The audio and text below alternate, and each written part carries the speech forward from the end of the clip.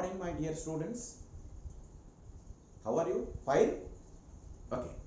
चलो, आज जो इलेक्ट्रिक फील्ड का कंसेप्ट को हम समझने के लिए मैं आपको बताया था, there are three ways available. One is vector approach, that means electric field intensity, E vector. Second one, graphical approach. Third one, scalar approach.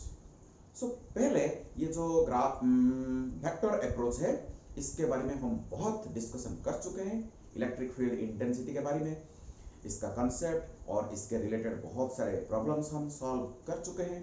फिर भी इलेक्ट्रिक फील्ड को समझने के लिए हमारा second approach, that is electric field lines, that is the graphical approach of understanding electric field. आज इसको complete करने की हम कोशिश करेंगे। अगर नहीं हुआ है तो इसके लिए हम दूसरा वीडियो लेके आऊंगा। ओके, चलो देखते हैं। सो आज का डिस्कशन है electric field lines. Okay, so इसको शुरू करने से पहले myself lieutenant Dyuti Krishna Khandwal, lecturer in physics. Okay, with 27 years of teaching experience, I have came in front of you in order to interact with you, because ये जो corona का time चल रहा है, मेरे स्टूडेंट के साथ इंटरेक्ट डायरेक्टली लाइव नहीं हो सकता है, इसलिए मेरे स्टूडेंट्स का जो रिक्वेस्ट रहा, इसको मैं सेटिस्फाई करने के लिए, इसको ओबे करते हुए, इसका जो मेरे स्टूडेंट के साथ जो लव एंड अफेक्शन है, मेरा जो रिस्पॉन्सिबिलिटी है, इसको समझते हुए मैं सभी के लिए इसको जनरलाइज कर रहा हूँ। इसीलिए मैं हिंदी में इसको इंग्लिश और हिंदी में मिक्स करके मैं वीडियो को पेश कर रहा हूँ। चलो आगे बढ़ते हैं। Electric field lines. So electric field lines is the second approach. We can say it is the graphical approach of understanding electric field. Okay, so what is electric field? Actually जो ये इलेक्ट्रिक फील्ड लाइंस है, इसका जो concept पहले हमको Michael Faraday ने दिए है। So Michael Faraday is a great name in the field of physics. Okay, specifically electrostatics में माइकल फैराडे का कंट्रीब्यूशन बहुत है। सो आओ समझते हैं इलेक्ट्रिक फील्ड लाइंस क्या है। इसको पहले डिफाइन करते हैं। So electric field lines, short में इसको लिखूंगा मैं, electric field lines are the imaginary curves tangent to which at a point gives the direction of electric field intensity. So this is a definition. So this is the definition of electric field lines. You see, electric field lines क्या है? Imaginary curves. That means this electric field lines का जो concept है, completely imaginary, completely hypothetical. Actually electric field में कोई electric field lines होता ही नहीं है। इसको समझने के लिए मैं आपको बताया था, ये जो इलेक्ट्रिक फील्ड है, जिसको हम देख नहीं सकते, जिसको हम टच नहीं कर सकते, जिसको हम टेस्ट नहीं कर सकते, जिसको हम सुन नहीं सकते, हमारा जो 5 इंद्रिय है, इसको यूज करके आप कुछ नहीं कर सकते। इसीलिए मैं आपको बताया था, इलेक्ट्रिक फील्ड को केवल हम परसेप्ट कर सकते हैं। Perception is the only way. You have to exploit your knowledge in order to understand the concept of electric field. Okay, so that's why this electric field को समझने के लिए हमको एक इमेजिनरी कंसेप्ट माइकल फैराडे ने दिए, that is imaginary curves in the electric field tangent to which at a point on the electric lines gives the direction of electric field intensity. चलो आओ समझते हैं। सपोज पता नहीं कहाँ एक पॉइंट चार्ज है, या डिस्क्रीट चार्ज डिस्ट्रीब्यूशन है, या एक कंटिन्यूअस चार्ज डिस्ट्रीब्यूशन है, इसके द्वारा यहां एक इलेक्ट्रिक फील्ड है, इस स्पेस में, इस सराउंडिंग में एक इलेक्ट्रिक फील्ड है, इमेजिन करो। अच्छा, तो इस फील्ड में जो इलेक्ट्रिक फील्ड लाइंस सपोज ऐसे हैं, so these are the electric field lines. Okay, so these are electric field lines which represent the electric field in this region. Suppose here is a point A, here is a point B, suppose here is a point C. Michael Faraday ने हमको बताया अगर इस A point में, अगर इस A point में जो चार्ज डिस्ट्रीब्यूशन के द्वारा जो फील्ड प्रोड्यूस हुआ है, इसके द्वारा इस ए पॉइंट में इलेक्ट्रिक फील्ड इंटेंसिटी का डायरेक्शन किधर है, तो आपको क्या करना है, आपको टांजेंट ड्रॉ करना है एट दैट पॉइंट. ओके, जो टांजेंट ड्रॉ करोगे तो वही टांजेंट आपका इस पॉइंट में इलेक्ट्रिक फील्ड इंटेंसिटी का डायरेक्शन दे देगा, आपको इलेक्ट्रिक फील्ड इंटेंसिटी का डायरेक्शन दे देगा. अगर मैं आपको पूछूं इस बी पॉइंट में इलेक्ट्रिक फील्ड इंटेंसिटी का डायरेक्शन बताओ, तो आपको इधर इस कर्व के ऊपर टांजेंट ड्रॉ करना है. यहां ये हो जाएगा ई ए, ये हो जाएगा ई एट बी का डायरेक्शन. अगर सी पॉइंट में मेरे को इलेक्ट्रिक फील्ड इंटेंसिटी का डायरेक्शन चाहिए तो मैं यहां टांजेंट प्लॉट करूंगा, तो ये हो जाएगा इलेक्ट्रिक फील्ड इंटेंसिटी एट सी का direction. So very interesting concept. Okay, so electric field lines are imaginary curves. Actually electric field में कोई electric lines होता नहीं है, ये representation है, graphical representation है electric field का.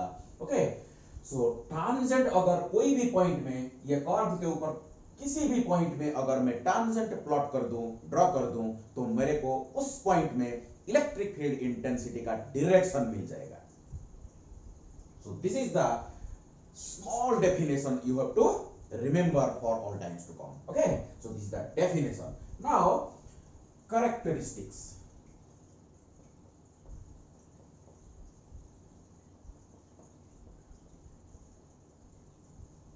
Of electric field lines. Characteristics of electric field lines. एक एक करके अच्छी तरह इसको समझेंगे. Number one,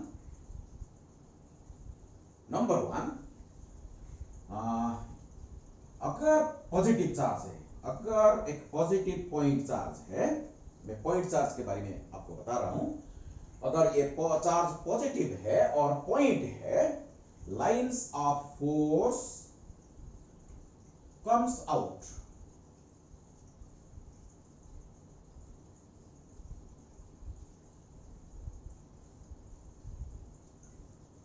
That means electric lines of force emanate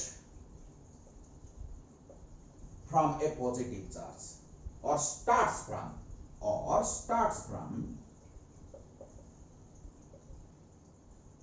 a positive charge.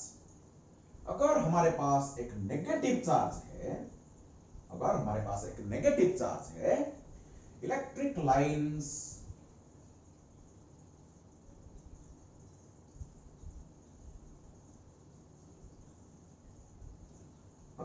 terminate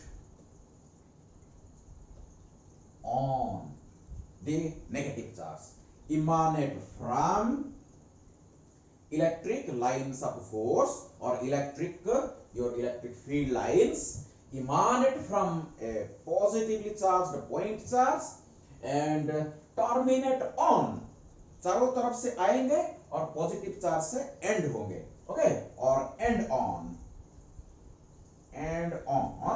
the negative charge. This is my first point. This is purely conventional. Positive charge से lines of force निकलता है और नेगेटिव चार्ज के ऊपर आके and होता है.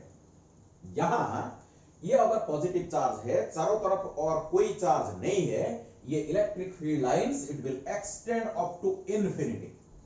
जितने भी इलेक्ट्रिक लाइंस निकलेगा यहां से वो इनफाइनाइट तक एक्सटेंड करेगा.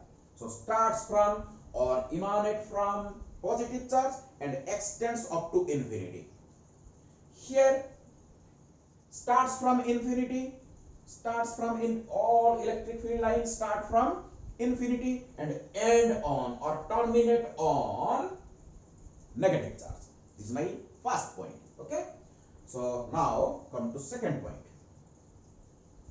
second point में चार्ज का, ये जो चार्ज का मैग्नीट्यूड जितना ज्यादा होगा, दैट मीन्स चार्ज जितना ज्यादा होगा उतना ज्यादा लाइन्स ऑफ निकलेंगे। अगर फॉर एग्जांपल मेरे पास इधर 5 कूलम का चार्ज है, 5 कूलम की चार्ज से अगर 10 लाइन्स ऑफ फोर्स निकल रहे हैं, 10 लाइन्स ऑफ फोर्स निकल रहे हैं, तो अगर यहां मैं 10 कूलम चार्ज लूं, यहां कितने लाइन्स ऑफ फोर्स निकलेंगे? 20 लाइन्स ऑफ फोर्स निकलेंगे। Clear to all of you? That means second point में मैं लिख सकता हूं the number of electric field lines is directly proportional to the magnitude of charge. Charge जितना ज्यादा होगा लाइन्स ऑफ फोर्स प्रोपोर्शनेटली उतना ज्यादा होगा। ठीक है, तो 5 कूलम चार्ज लूंगा तो 10 लाइन निकलेंगे, तो 10 कूलम चार्ज लूंगा तो डेफिनेटली 20 कूलम चार्ज निकलेगा, 20 लाइन्स ऑफ फोर्स निकलेगा। ठीक है, अच्छा देखो, conventionally in SI units it is universally accepted that 1 divided by epsilon naught lines are associated with 1 coulomb of charge. This is purely conventional. अगर आप सोचोगे, आप भी खुद आपका बुक लिख सकते हो। अगर 1 कूलम चार्ज में आप बोलोगे कि मेरा 10 लाइन्स ऑफ फोर्स निकल रहा है, तो 2 कूलम में कितना निकलेगा? 20 लाइन्स ऑफ फोर्स निकलेगा। ये आपका कन्वेंशन है, लेकिन इसको कोई एक्सेप्ट नहीं करेगा। एसआई यूनिट जो सिस्टम हमारा यूनिवर्सली एक्सेप्टेड है थ्रू आउट द वर्ल्ड, इसको हम एक्सेप्ट करेंगे।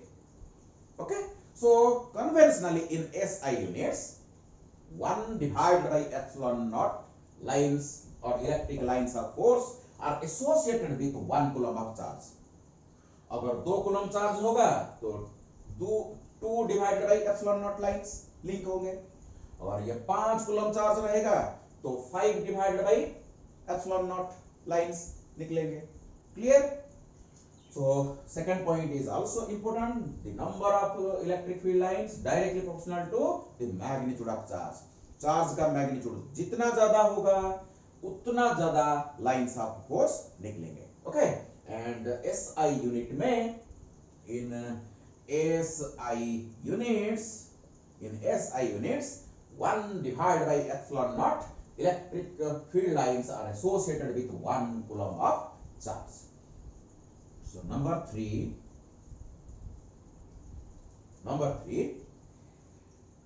electric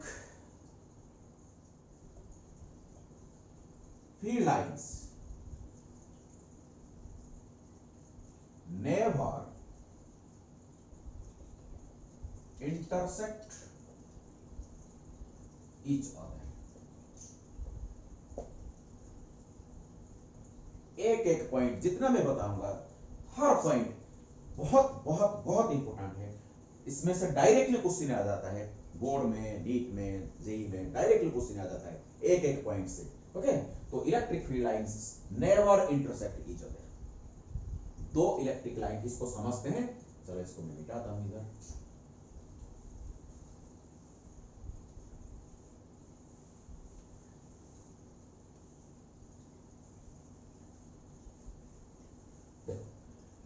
That means suppose ये एक इलेक्ट्रिक फील्ड लाइन, ये एक इलेक्ट्रिक फील्ड लाइन, ये 2 इलेक्ट्रिक फील्ड लाइन कभी भी इंटरसेक्ट नहीं करेंगे।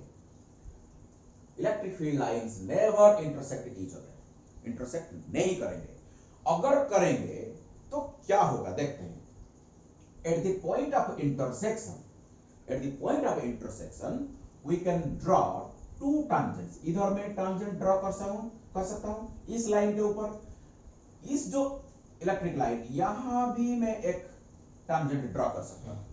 That means at this point of intersection we have got two directions of electric field.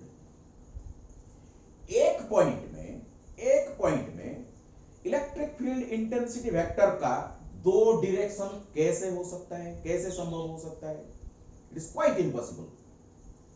Okay, if two electric field lines intersect each other, at the point of intersection we can draw two tangents on two electric lines, of course, which give us two directions of electric field intensity at a common point, which is absurd, which is impossible. That is the reason for which electric field lines never intersect each other. कभी भी intersect नहीं करेंगे. ठीक है?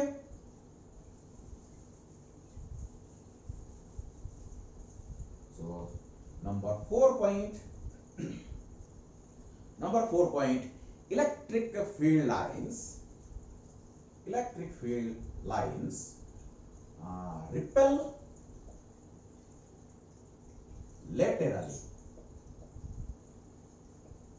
repel laterally, producing